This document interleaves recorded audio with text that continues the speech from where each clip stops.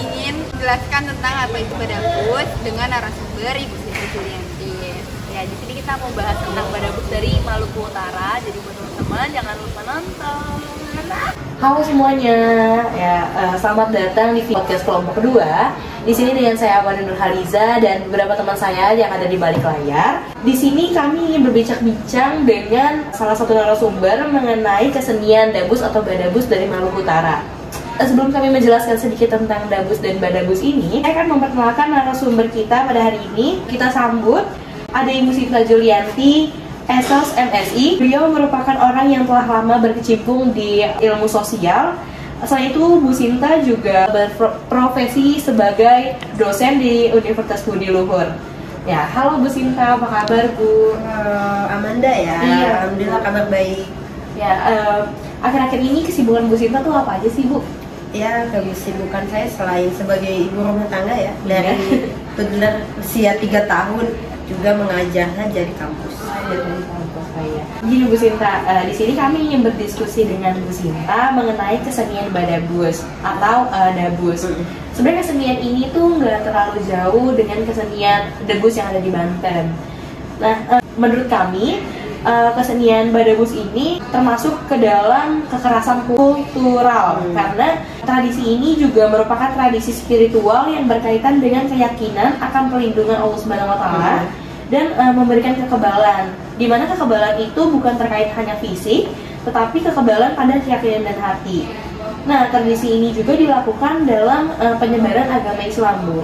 Orang yang melakukannya juga bersaksi bahwa bila besi yang bermata runcing yang ditusukkan ke dada tidak bisa menembus dada dan tidak terasa sakit, sehingga orang-orang penasaran dan mulai membuktikan pernyataan-pernyataan tersebut, sehingga menjadi sebuah tradisi. Nah, dari pernyataan di atas, kami menyimpulkan bahwa kesenian Dabus atau Badabus ini bisa dianggap sebagai kekerasan kultural, karena kesenian tersebut dapat unsur kekerasan di dalamnya dan dipercayai oleh masyarakat. Kami juga menyinggung sedikit karena ada kasus ini yang debus itu loh Bu, kasus debus yang dimana yang melakukan atraksi debus itu jadi sakit gitu Bu, karena ada 2 orang yang melakukan atraksi debus, dia itu terinspirasi dengan pedebus profesional gitu Bu.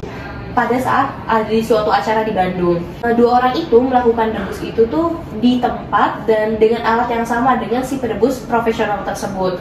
Namun kayaknya mereka tuh belum punya keahliannya hingga salah satu dari mereka itu mendapat sayatan dari golok yang digunakan untuk debus tersebut dan mendapatkan jahitan di rumah sakit karena kejadian tersebut. Dan setahu saya penyelesaiannya itu dengan kekeluargaan dan permintaan maaf dari panitia-panitia. Nah, kalau menurut Ibu sendiri dari kesenian Dabus dan Badabus ini yang menggunakan terutama Dabus ya Bu, yang menggunakan bilah besi permata runcing yang ditusukkan ke dada itu bisa disebut kekerasan juga nggak sih Bu? Oke, mungkin konteksnya sebelum membahas itu kekerasan atau enggak ya, kita melihat dulu asal muasalnya. Mungkin kalau dari perspektif budayanya itu sangat berasal dari nilai-nilai masyarakat kita ya, nilai-nilai luhur termasuk budaya dan agama sebenarnya. Jadi seperti yang sudah dijelaskan Amanda tadi, Badabus ini tuh ada unsur keyakinan, ada keyakinan spiritual gitu kan, keyakinan bahwa ada upaya perlindungan dari Allah Subhanahu wa Ta'ala, karena dengan dia meyakini itu maka dia akan mendapatkan salah satunya tadi kekebalan atau kekuatan. Nah, itu perlindungan dari Allah gitu. Tapi itu juga sebenarnya melibatkan aspek kepercayaan dia ya, keimanan ya konteksnya itu. Dan kenapa saya bilang ada dikaitkan dengan unsur budaya selain ajaran agama tadi, karena itu terkait dengan ritual-ritual yang dipercayai secara budaya juga pada zaman dulu ya. Ini flashback dulu ke belakang. Jadi sebenarnya konteks kekerasannya itu mungkin bisa terjadi jika memang pada kasus seperti itu.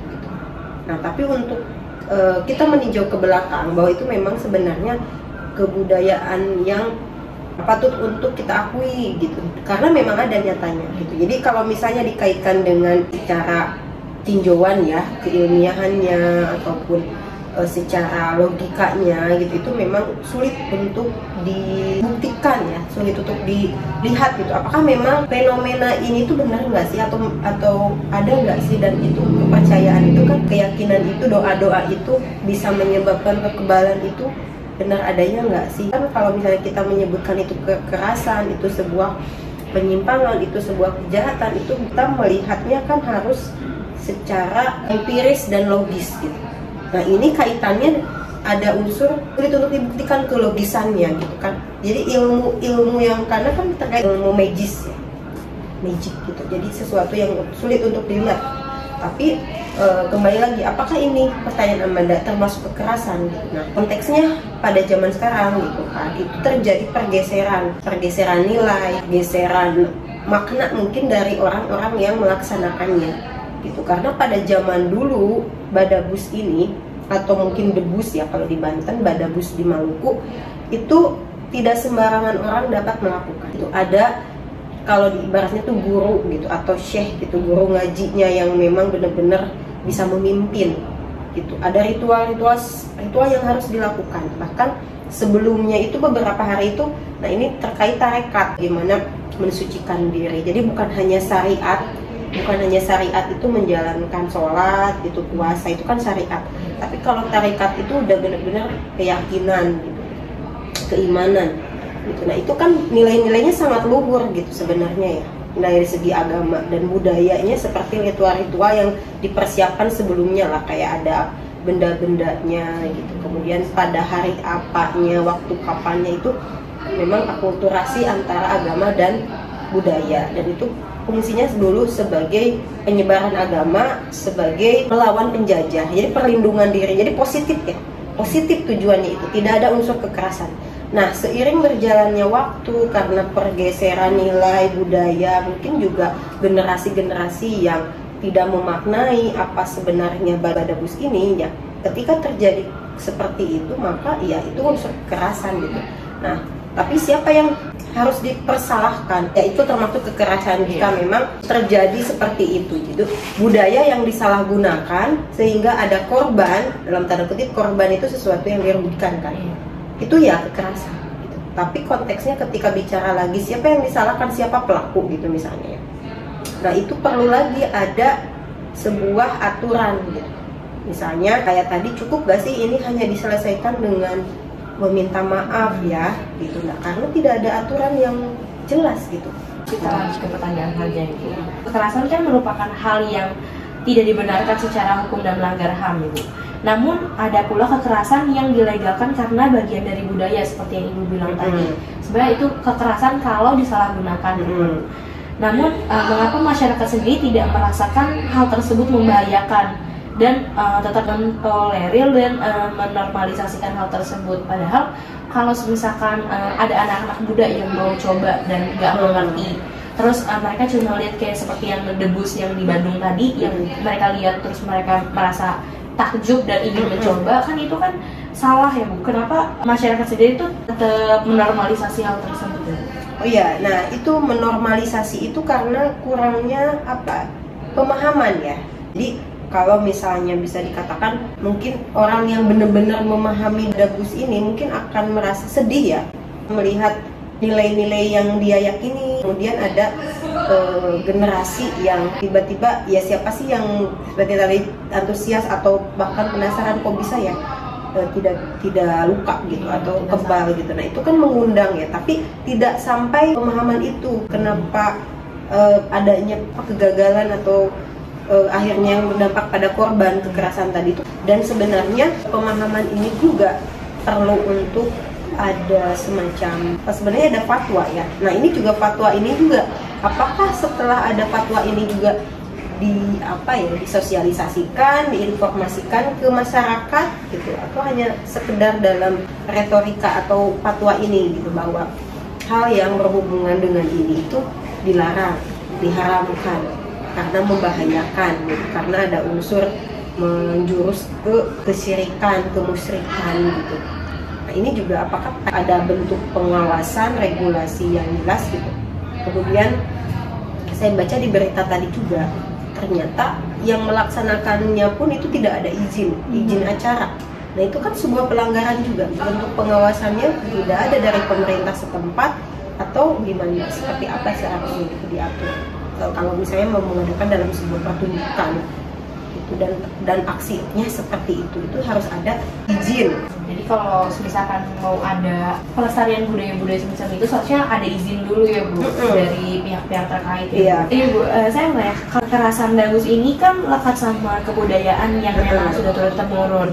Nah, Ibu setuju nggak sih adanya modifikasi pada suatu tradisi untuk menggantikan atau menghilangkan unsur kekerasan yang terkandung di dalamnya? Mungkin untuk modifikasi bukan berarti menambahkan ritual dalam segi pelaksanaannya, tapi mungkin bagaimana teknisnya gitu. Maksudnya teknisnya itu pihak-pihak siapa sih yang bisa gitu, kemudian tempat dan waktu siapa saja yang boleh melihat gitu kan. Kalau misalnya dilihat oleh anak kecil gitu, remaja yang tidak bisa membedakan dan menangkap bahwa itu sesuatu yang berbahaya, itu kan juga akan menimbulkan sebuah kekerasan. Siapa tahu ya, misalnya dari melihat seperti itu dia bisa meniru gitu. Ya kalau misalnya saya bilang ya, misalnya kan suka ada penjegalan ya. Kalau misalnya dari Kominfo penyiaran dalam televisi kan suka ada penjegalan kalau ada unsur kekerasan gitu. Atau dalam games itu kan sering ada kekerasan, itu kan suka ada penjegalan. Nah maksud saya itu ketika ada pertunjukan Badabus ini itu tidak bisa gitu, harus ada regulasi, harus ada pengawasan, harus ada pengawasan namanya perizinannya gitu. Dan tapi tidak bermaksud bahwa Badabus ini sesuatu yang menyimpang, karena dalam kebudayaan yang dulu itu nilai-nilai positifnya bagus. Kalau Ibu menyikapi fenomena-fenomena tentang selain dari Badabus, Debus dan lain-lain gitu Bu, kayak kalau ada kebudayaan yang ada unsur kekerasannya, iya. Itu sudut pandang Ibu sebagai akademisi dan selain kasus Badabus. Iya. Oh ya, kalau dibandingkan misalnya ya terkait kebudayaan dan ada unsur kekerasan. Iya. Itu salah satunya misalnya sunat perempuan. Nah, itu udah jelas ya, sunat perempuan itu kekerasan. Jadi misalnya itu tidak secara logik dan tidak terbukti secara medis bahwa itu misalnya menyehatkan gitu atau membuat dampak positif itu nggak ada. Benar-benar itu kekerasan itu, dan itu harus dihapus.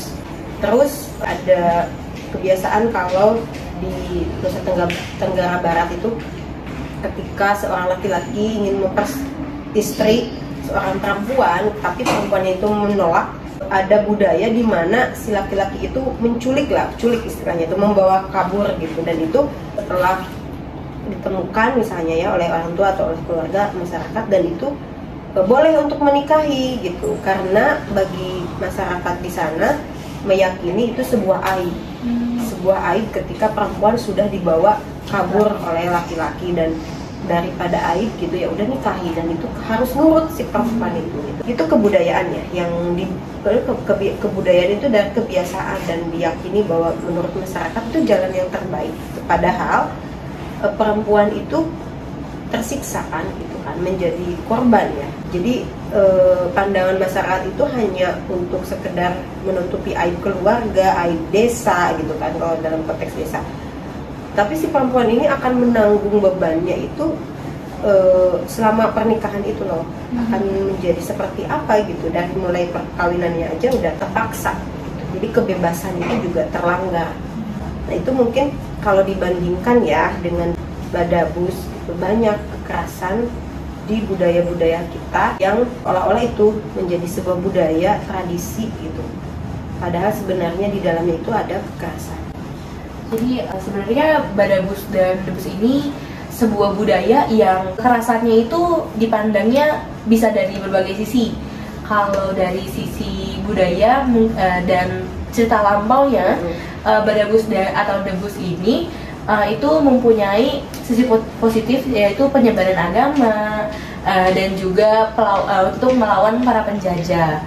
Tetapi kalau disikapinya dengan yang buruk, misalkan ada yang nggak mengerti cara pengaplikasiannya, nah itu bisa jadi kekerasan. Dan seperti yang Bu Sinta bilang tadi, cara menyikapinya itu bisa dengan penjagaan ya Bu, penjagaan dan juga perizinan. Sebelumnya terima kasih untuk Bu Sinta yang sudah meluangkan waktu untuk menjadi narasumber kami. Mohon maaf kalau apabila kami ada kesalahan. Terima kasih Bu Sinta. Ya, sama-sama. Terima kasih juga teman-teman yang udah nonton.